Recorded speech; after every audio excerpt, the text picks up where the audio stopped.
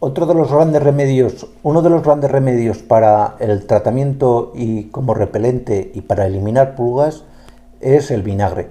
Yo personalmente prefiero el vinagre de manzana porque contiene una cantidad de potasio un poco más elevada que el vinagre blanco normal, y esto ya de por sí, estas sales que contiene de potasio tienen una naturaleza un poquito más repelente.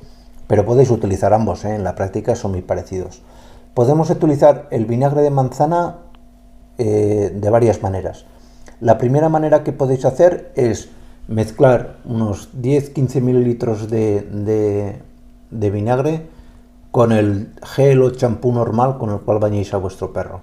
Hacéis una mezcla, mojáis a vuestro perro en la bañera y luego lo frotáis con este champú de manera que haga espuma, pero va a ser una espuma ácida. Esta espuma ácida la dejáis actuar durante unos 10-15 minutos y luego aclaráis. Veréis como enseguida muchas de las pulgas van a morir, y no solo van a morir, sino que el efecto de arrastre que tiene el gel así formado, el champú, va a ser también muy, muy positivo. De manera que luego pues dejáis correr el agua y posiblemente el tema ya se haya, si no erradicado completamente, sí que paliado en gran medida. Otra forma de utilizar el vinagre de manzana es preparar un repelente.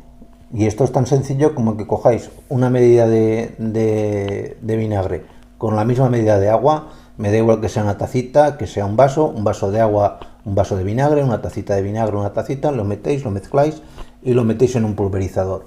Y con eso sobre el perro, sobre los muebles y demás, y sobre cortinas, etcétera.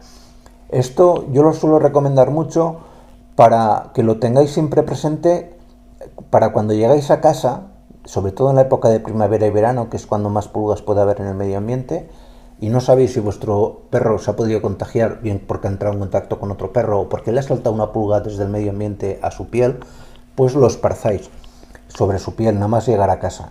Y de esta manera muchas de las pulgas recién llegadas es el momento más fácil de poder eliminarlas, porque están como recién llegadas, todavía no han picado ni mordido, y si se encuentran con un ambiente tóxico para ellas o como que les da un poco de reparo, pues es más fácil deshacerse de las mismas.